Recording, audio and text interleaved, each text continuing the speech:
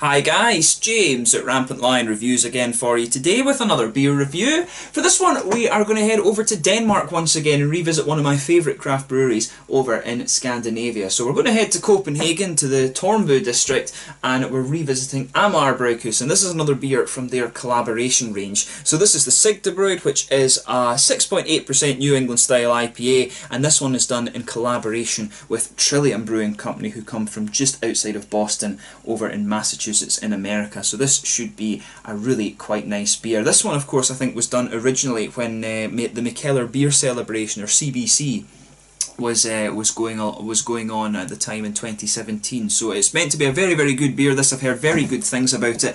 Overall on Rate Beer, it has a 95 if I remember correctly, but as I always say, take Rate Beer with a bit of a pinch of salt. It's a good barometer, but it's not the kind of gospel word when it comes to craft beers. But I have heard very good things about this one, and with these two breweries involved, you know, it is going to be a pretty damn good beer, I'm sure. So anyway, as is usual with my reviews then, I'll tell you a little bit about the breweries. If you want to get straight to the tasting, just fast forward. All the usual links are in the description below. That's the brewery websites, a link to my other reviews that I've done both from Amager Bryghus and from Trillium. Hopefully I can add some dedicated Trillium reviews in the next little while. There's all the usual social media. If you want to see more beer reviews, do please consider subscribing to the channel. The whole channel has a geography based tagging system, so you can go into the homepage and search for beer based on country, city or state, whatever it is you're interested in. Do check out the playlist of beers from different countries. There is one there for all the Danish beers that I've reviewed for you, and also one for the American beers. And please do get in touch and let me know some of the other beers and breweries that you guys would like to see me review. It's always great to hear from you guys that are watching the videos, and the support that you give the channel is hugely appreciated. So anyway, to tell you a little bit about Amager Bryghus first off then. So Amager Bryghus, as I've told you many a time, are based in Kastrup in Copenhagen in Denmark, and they're probably one of the best known Danish craft breweries outside of the likes of Toil and Mikkeller, and I think they might be one of the biggest ones actually in terms of production volume outside of those two as well, and they actually brew their beers in Denmark, of course, whereas the other ones are gypsy breweries. But the brewery was established back in April 2007 by two young friends, Morten Valentin Lundsbak and Jakob Storm, both of whom were avid homebrewers. But in school they were forced to do a chemistry and physics project together, so they wrote about the fermentation process in beers, and they later trained at the Scandinavian Brewing School, which I believe is part of Copenhagen University. I think it was 2006, or maybe it was actually 2007 that they finished their diplomas. If you go into the brewery, you can see them on the wall. But as I mentioned to you, the brewery are located in Tornbu in the southern part of the city. You will pass through it. I think it's the next stop along from Kastrup Airport, of course, and they've been constantly expanding over the next few years. At this present time, which is the very start of September 2017, they are actually in the process of moving to their new brewery, which is a little bit closer to the airport. It was actually only about a 10-minute walk from Tornbu station originally, but I'm not sure exactly where their new facility is going to be. But very exciting times for them. Hopefully that'll mean that some of you guys watching in Australia and New Zealand and things like that will start to find some of the Amager beers on export, because I think really they're only available around Europe at the moment. I think maybe they've got to South America somehow as well, but this is one of the best Danish craft breweries you're going to find, and if you get the chance to try some of their beers, you will enjoy them. Their IPAs are very, very good. But that said, one of my personal favourites is the Herr Fredriksson, which is their Imperial Stout. That's a really, really good beer, and Batch 1000 is genuinely one of the best West Coast IPAs I've had, so I'm really interested to see how they progress with these New England IPAs. But that's all you need to know about Amager Bryghus just now. You can check out all the links to them in the description below. So on to Trillium quickly then. So Trillium Brewing Company opened back in March 2013, and it was founded by JC and Esther Tetro, and apparently Esther and JC started brewing beers for their wedding to celebrate their marriage, and they enjoyed it so much that they decided they wanted to go professional and keep working together. But the brewery were initially based in the Fort Point district in South Boston, and they had only a 10-barrel system, but this site has since been upgraded to 2,500 BBL. But they also have a secondary facility at Canton from December 2015, which has 16,000 square feet, and it brews 35,000 BBLs annually. But in 2016 the brewery also began canning their beers, so I think all of their beers actually come in cans these days, and they say that their biggest challenge is to manage growth over the next few years, because Trillium, of course, are one of these breweries that really started putting out these New England style IPAs, these big hazy kind of fruit bomb juicy IPAs, and of course they're one of these big kind of white whale breweries that if you can get a hold of them, then you will really enjoy their beers. And they've actually been starting to come to festivals and things like that over in over in Europe and things. I actually saw them and tasted one of their beers at Brewski, and it was pretty damn good. So Trillium is a brewery to watch out for, and hopefully we start to get their beers over here in Europe at some point soon. Hopefully I can get out to Boston at some point and actually visit some of their beers again, because these guys, as I mentioned, are very, very new. But two very good breweries involved in this beer. The links to both brewery websites and everything like that are in the description below, so do make sure that you check them out if you get the chance. But anyway, that's all you need to know about the breweries. Let's get on to the tasting of this beer. So as is traditional with the Amager beers, they've got one of these random kind of bloggy things on the side, so we'll just read through that then. So once Amager Bryghus and Trillium Brewing Company had decided to do a beer together, some investigative brew research started on both sides of the Atlantic. Trillium main man Jean-Claude Tetreault, JC, came across the name of an old Danish type of bread called Sigtebroad, and we decided to aim for a beer with mostly the same ingredients as this old style of bread. However, we wouldn't be Amager if we didn't dig a little deeper into the matter. It appears that the word sigte in English is to aim, can be taken back to the Viking era, where a Sigtebroad would be baked very hard as a substitute for a traditional longbow in areas where wood was scarce or even absent.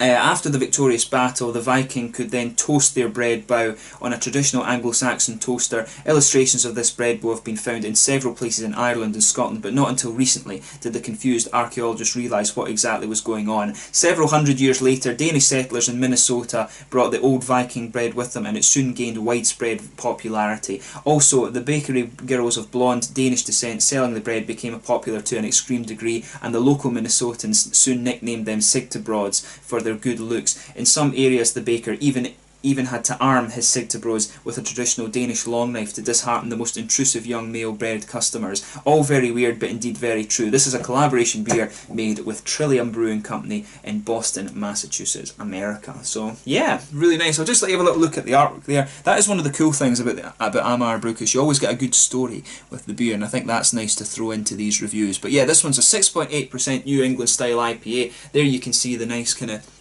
Danish bakery girl kind of dealing with the Sigtebroad there. There, of course, is the Amager Bryghus bottle cap. So 6.8% New England Style IPA. The malt base in this one is Pilsner, Carapils and low crystal malt, and there's some wheat malt in there as well, and some honey, some apple. I think Appleseed Scal, I think that's maybe skin, I'm not quite sure about that. Fedemel. So yeah, New England Style IPA. This one, there's not oats in this, I think, as far as I can tell, which is interesting. It uses a US ale yeast, and the hops in this are Columbus, Amarillo and Citra. So a very good selection there. Amarillo is a really lovely hop, one of my favourites actually. But without further ado then, let's get this guy out and we'll get on with the tasting then. So yeah, nice smoky opening on this, and we'll get it out.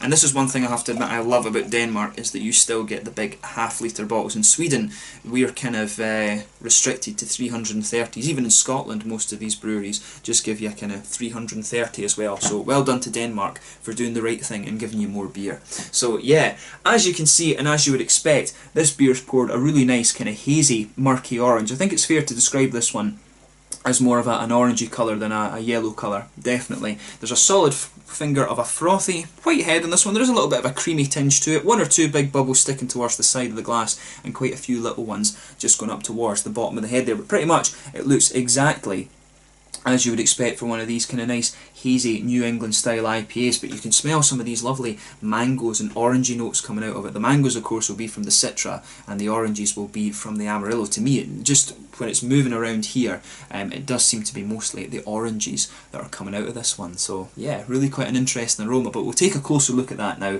and see how we get on. Yeah, that smells really, really nice. Yeah, so with this one you can actually smell the honey in this. You can smell a little bit of honey that's been added to this beer. Yeah, so you've got that nice kind of wheaty, white bready character that you expect to the New England IPAs. That bit of honey, you really can smell that kind of almost honeycomb character coming out of it, but it is pure honey that they've added to the beer. But yeah, that's really nice. But the hoppy side of things is interesting too. You can pick up, there's a little bit of that kind of spicy floral aromaticity that you'll expect to the Columbus. You can pick up that kind of slight dankness about it. Columbus is a lovely hop for that, of course. And you can smell some of the nice oranges, which is Amarillo. Amarillo gives you this really nice, slightly dark, oily orange. and you can get a nice little bit of that Citra mango. If you come a bit further back from the beer, you can pick up some of these more complex notes that you would expect of the Citra. There's a little bit of grapefruit in there as well. You can smell that little slightly darker grapefruit character kind of under the nose, but mainly it's the oranges for me that are really dominating the fruits in this beer. But as I said, there is a little bit of that mango and some of the kind of grapefruit and the dark spicy floral aromaticity that you'd expect from the Columbus too. But it's a really nice smelling beer, this one. It's got a really, really nice aroma to it. So as I always say, just take a little bit of time and enjoy the aroma for yourself before you actually get stuck in. And I really am quite excited to try this one. It's an interesting story behind this beer as well, the Sigtebroad. But yeah, without further ado then, let's get stuck into this one. So this is the Sigtebroad, brewed by Amager Bryghus in Kastrup in Copenhagen as a collaboration with the wonderful Trillium Brewery over in Boston in Massachusetts in the USA. Let's get stuck in. Ska.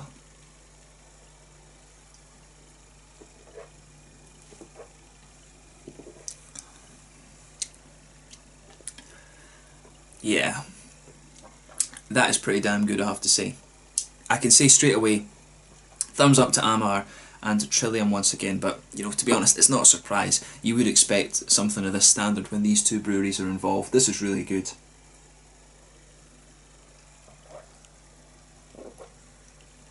I'm really glad I was able to bring this one back with me to Scotland from Denmark.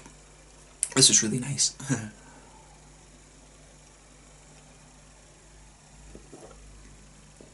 Yeah, it's got a completely different feel to it from some of the other New England IPAs that I've had before. The first New England IPA that Amager did was the Bastard Princess, and it was really nice.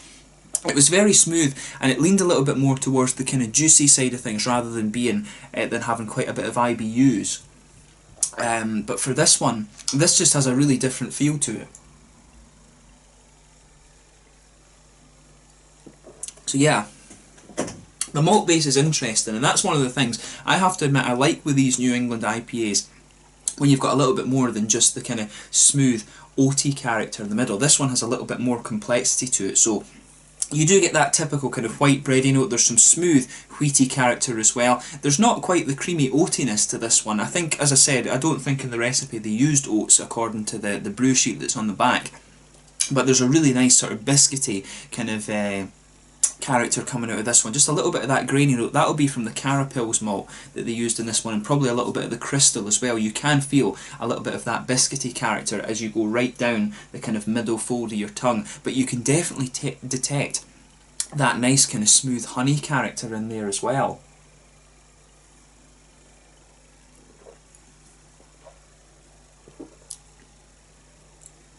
But that's nice. The malt base on this is really quite interesting. I hope they make this a regular beer. I do hope they keep this as a regular beer because it's pretty damn good.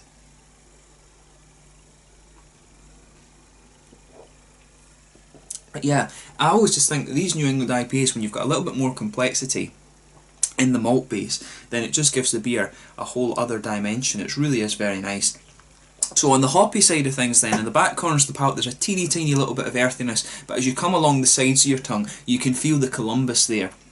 You've got this nice, there's a very slight herbal character just more towards the back of the tongue, but as you come further forward you can feel that kind of slightly peppery, spicy floral aromaticity. As you go round the very front curve of the palate it becomes just a little bit lighter and more grassy. There's a little bit of lemongrassy note in there, but you can feel on the very front corners of the tongue there is a little bit of that peppery spice as well. But it's a really just nice beer, this one. But all the complexity, of course, or most of the complexity, is coming out from the fruity aspects, although you do have a fair bit of complexity in the malt base as well, which is really good.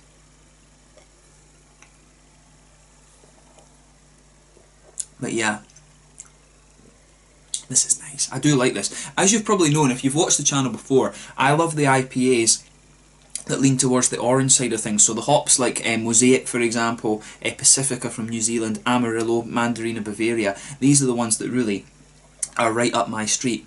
And for this one, that orangey character is really quite interesting, because Amarillo, I don't think I've encountered too many New England IPAs that use Amarillo. It's mostly Mosaic that a lot of them are using these days, and it is interesting. I think this might be the first one, and it works really well. So just behind the front curve of the palate there, you get that nice little oily bubble where these fruity esters come out. You can feel there's a little bit of grapefruit just underpinning that. But on top of it, you're starting to get some of that nice kind of juicy orange from the Amarillo. You can feel a little bit of the mango from the citra hop kind of mixing in with that. So you've got this really interesting kind of fruit cocktail going on at the front of your tongue. And as the flavour progresses, you start to get a little bit of these kind of these complexities that you'll expect from the citra. You know, there's a little bit of a kind of almost lime. There's a bit of an almost lemon limey character to this one. As I progress further into the aftertaste, it's almost got a little kind of minty note to it. That's the kind of Columbus, I think, maybe, that's given that impression. But this beer to me feels like really, really fresh. That's the first thing I'm noticing about this, is that this beer feels really, really fresh.